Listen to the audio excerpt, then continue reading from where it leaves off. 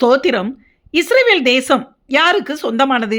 அந்த நாட்டை உண்மையிலேயே ஆக்கிரமித்தவர்கள் யார்?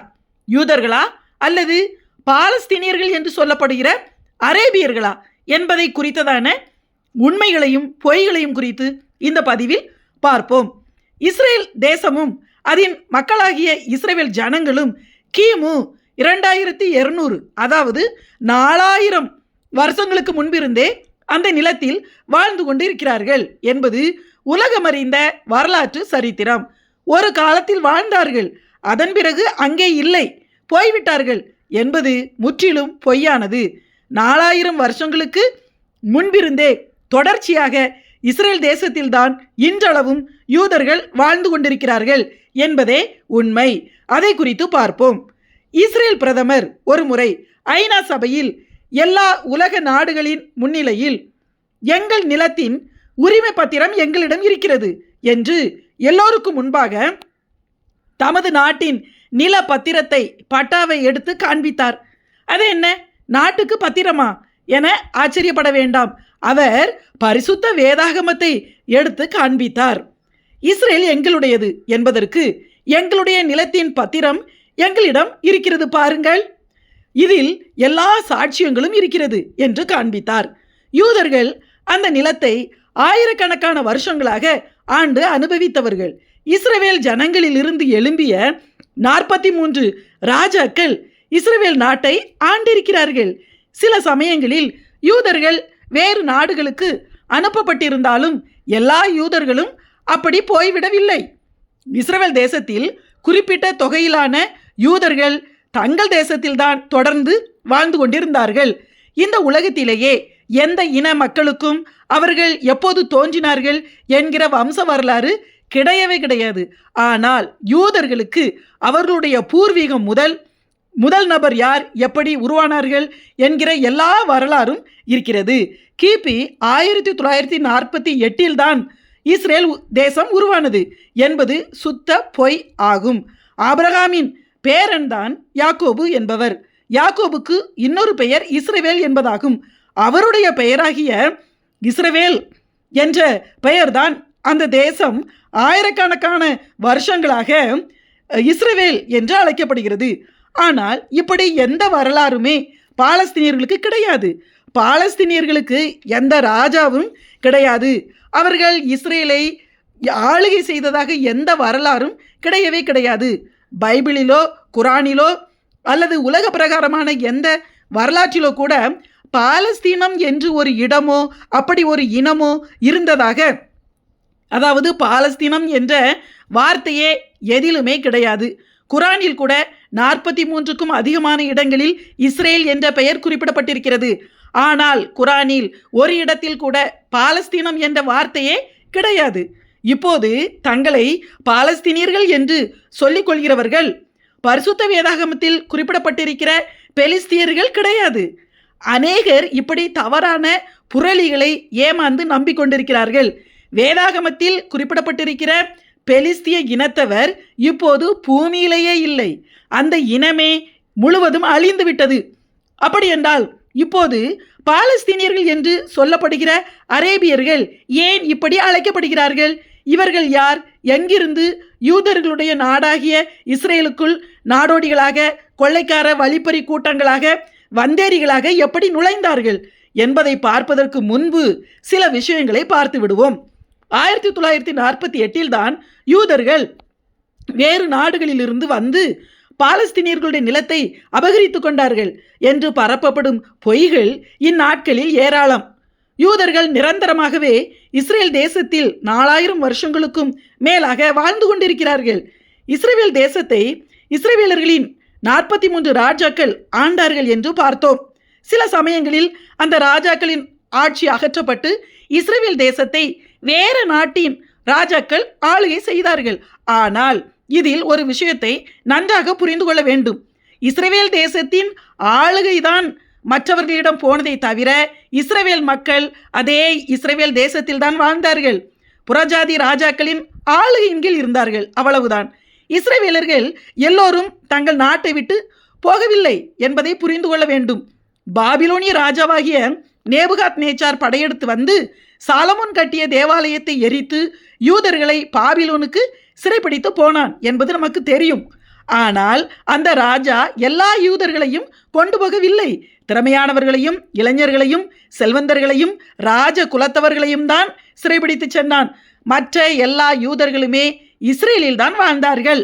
பலவீனமானவர்களையும், ஏழைகளையும், வயதானவர்களையும் நேபுகாத்நேச்சார் பிடித்து கொண்டு போகவில்லை என்றும், அப்படிப்பட்டவர்களை யூதேயா தேசத்திலேயே திராட்சை தோட்டக்காரராகவும் பயிரிடும் குடிகளாகவும் விட்டு வைத்தான் என்றும் எரேமியாவின் புஸ்தகம் 52ஆம் அதிகாரத்தில் கூறப்பட்டுள்ளது. அதாவது யூதர்கள் தங்கள் நாட்டிலேயே இருந்தார்கள். அவர்கள் பாபிலோனிய ராஜாவின் ஆளுகையின் கீழ் இருந்தார்கள். அதன் பிறகு 70 வருஷங்கள் கழித்து பாபிலோனிலிருந்து மற்ற யூதர்களும் தங்கள் தேசத்துக்கு திரும்பி வந்தார்கள். பிறகு ஆட்சி பாபிலோனியர்களிடமிருந்து மேதிய பெர்சிய ராஜாக்களின் கீழ் வந்தது. ஆனால் யூதர்கள் தங்கள் தேசமாகிய இஸ்ரேலில் தான் இருந்தார்கள். அதன் பிறகு கிரேக்கர்கள் இஸ்ரேல் தேசத்தை ஆண்டார்கள். ஆனால் யூதர்கள் தான் இஸ்ரேலின் குடிகளாக இருந்தார்கள்.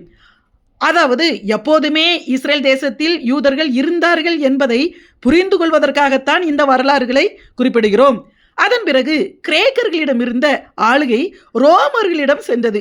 இயேசு பூமியில் மனிதனாக வாழ்ந்தபோது இஸ்ரேல் தேசம் ரோமர்களுடைய கட்டுப்பாட்டில் இருந்தது.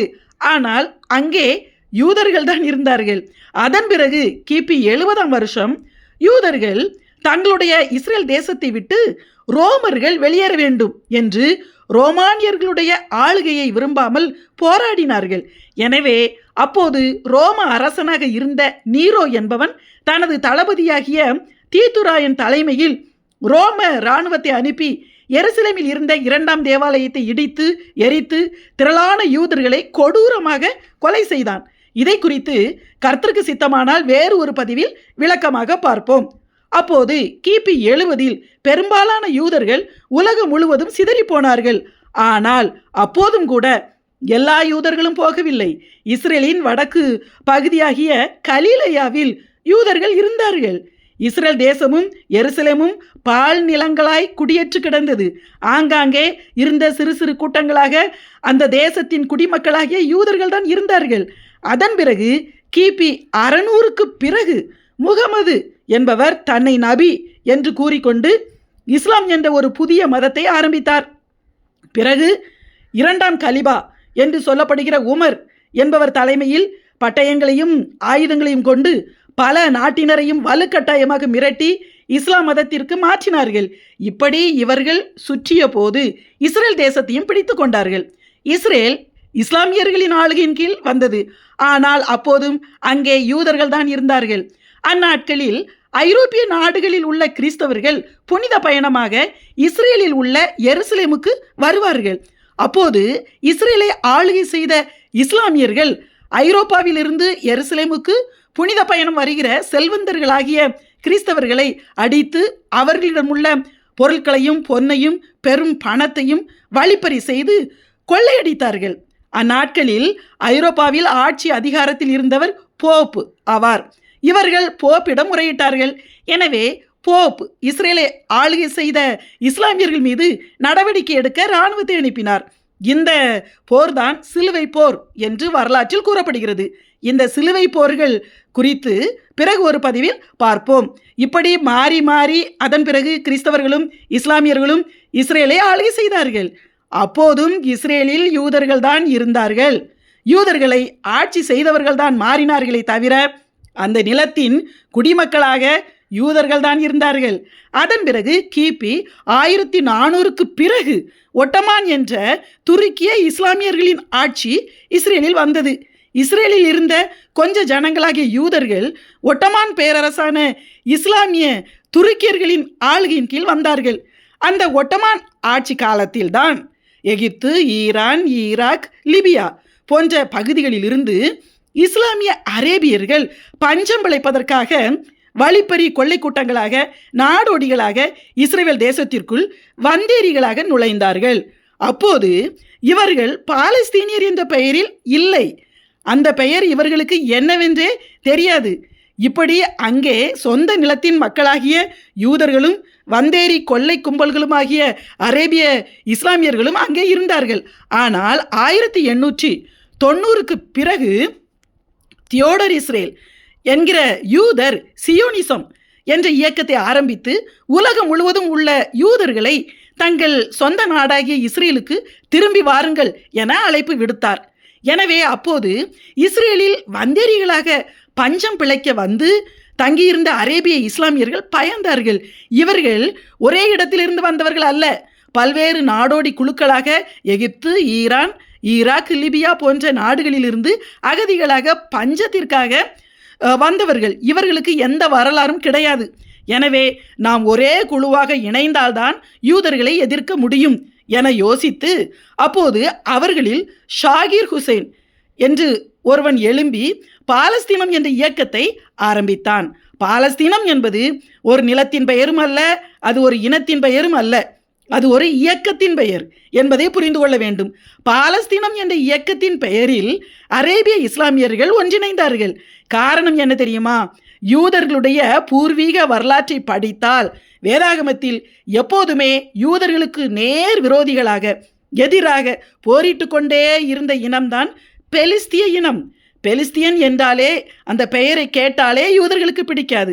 அப்படி என்றால் எந்த பெயரை யூதர்கள் வெறுக்கிறார்களோ அந்த பெயரை தேர்ந்தெடுத்து தங்கள் இயக்கத்திற்கு பெயராக வைத்தார்கள். பாலஸ்தீனம் என்று பெயர் வைத்தார்கள். இப்போது தெரிகிறதா, பாலஸ்தீனம் என்று ஒரு இடமும் கிடையாது, ஒரு இனமும் கிடையாது என்று. யூதர்களால் சியோனிச இயக்கம் ஆரம்பிக்கப்பட்ட பிறகு 18ஆம் நூற்றாண்டின் இறுதியில் இருந்தே உலகம் எங்கும் இருந்து யூதர்கள் மறுபடியும் இஸ்ரேலுக்கு வர ஆரம்பித்தார்கள். தங்களுடைய சொந்த நாட்டின் நிலத்தையே மறுபடியும் விலை கொடுத்து வாங்கி குடியேறினார்கள். ஏற்கனவே அங்கே நிரந்தரமாய் குடியிருந்த யூதர்களோடு இருந்தார்கள். ஆனால் அங்கிருந்த அரேபிய இஸ்லாமியர்கள் யூதர்களுக்கு எதிராக வன்முறை கலவரம் செய்து யூதர்களை துரத்திவிட கலவரம் செய்தார்கள். அப்போது இஸ்ரேல் பிரிட்டிஷ் அரசாங்கத்தின் ஆளுகையில் இருந்தது. எல்லாமே யூதர்களுடைய நிலம்தான். ஆனாலும் 1917ஆம் வருஷம் மால்ஃபோர்ட் டிக்ளரேஷன் என்ற ஒரு தீர்மானத்தை கொண்டு வந்து பிரிட்டிஷ் அரசாங்கம் இஸ்ரேலை இரண்டாக பிரித்து சமாரியா, யூதேயா போன்ற இஸ்ரேலின் பெரும்பகுதியை அரேபிய இஸ்லாமியர்களுக்கு அவர்கள் இயக்கத்தின் பெயரில் பாலஸ்தீனம் என்று கொடுப்பதாகவும் மற்ற பகுதியை யூதர்களுக்கு கொடுப்பதாகவும் கூறினார்கள். 1917க்கு முன்பு வரை பாலஸ்தீனம் என்ற வார்த்தையே எங்குமே கிடையாது. ஆனால் முழு நாடும் யூதர்களுடையதுதான். வந்தேரிகளான அரேபிய இஸ்லாமியர்களுக்கு தங்கள் நாட்டின் பாதியை பிரித்து கொடுப்பதை கூட அங்கிருந்த யூதர்கள் எதிர்க்கவில்லை. ஆனால் இதை அந்த அரேபிய இஸ்லாமியர்கள் ஏற்றுக்கொள்ளவில்லை. எல்லா யூதர்களையுமே இஸ்ரேல் நாட்டை விட்டு துரத்திவிட கலவரம் செய்தார்கள்.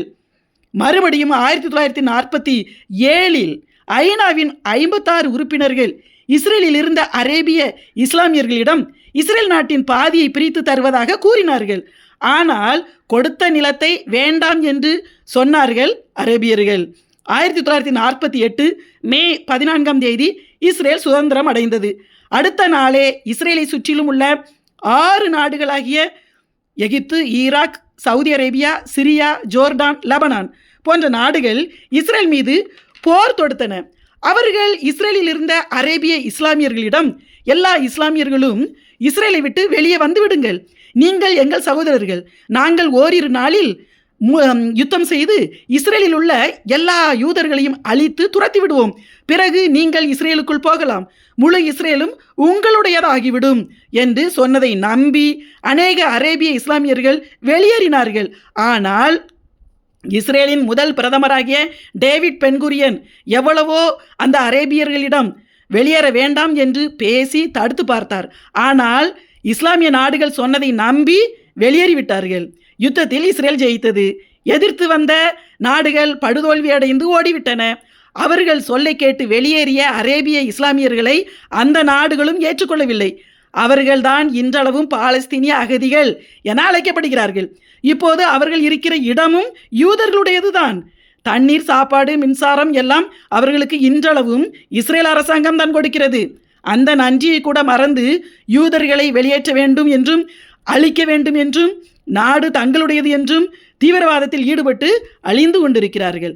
ஆனால் அந்த யுத்தத்தின் போது இஸ்ரேல் நாட்டை விட்டு வெளியேறாத அரேபிய இஸ்லாமியர்கள் இன்றளவும் இஸ்ரேலின் குடிமக்களாக இஸ்ரேலில் சந்தோஷமாக வாழ்ந்து கொண்டுதான் இருக்கிறார்கள். எனவே இஸ்ரேல் யூதர்களுடையது. அவர்கள் யாருடைய நிலத்தையும் ஆக்கிரமிக்கவில்லை. அந்த பாவப்பட்ட யூத இனத்தை இனி தேவன் ஒருபோதும் கைவிடவும் மாட்டார். இஸ்ரேலுக்கு விரோதமாக உருவாக்கப்படும் எந்த ஆயுதமும் வாய்க்காதே போகும். இஸ்ரேல் கர்த்தருடைய தேசம். யூதர்கள் தேவனால் தெரிந்து கொள்ளப்பட்ட ஜனங்கள். எருசலேமின் சமாதானத்துக்காக வேண்டிக் கொள்வோம். ஆமேன்.